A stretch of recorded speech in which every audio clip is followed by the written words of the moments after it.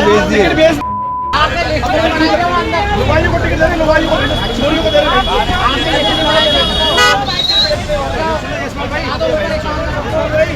जो कार्यकर्ता तपती धूप में पार्टी का झंडा बुलंद करते हैं, जो कार्यकर्ता बूथ जिताने के लिए दिन रात मेहनत करते हैं, आज वही कार्यकर्ता अपनी ही सरकार और अपनी ही पार्टी के खिलाफ बगावत पर उतर आए हैं।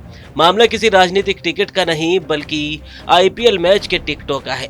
दरअसल जयपुर के भाजपा मुख्यालय के बाहर जो कुछ भी हुआ उसने अंदरूनी कलह और भाजपा के गुस्से को सरेआम चौराहे पर लाकर खड़ा कर दिया। गुस्सा इस कदर फूटा कि कार्यकर्ताओं ने साफ शब्दों में चेतावनी दी कि अगर आज चुनाव हो जाए तो बीजेपी को एक भी सीट नहीं जीतने देंगे। दरअसल ये पूरा माजरा जयपुर स्थित भाजपा प्रदेश मुख्यालय का है।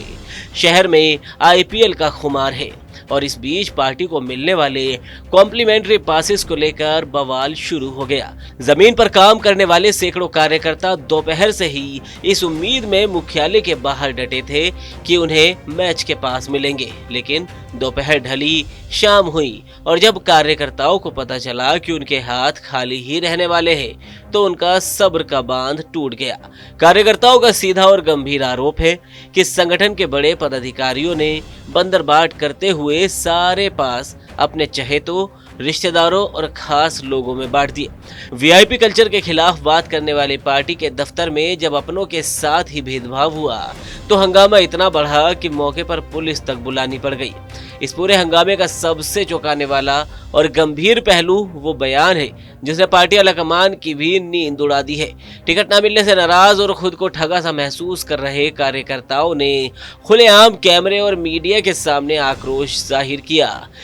कार्यकर्ताओं ने कहा कि चुनाव में पसीना हम बहाए, लाठियां हम खाए और जब मलाई खाने का वक्त आए तो पदाधिकारियों के चहेते आगे आ जाए।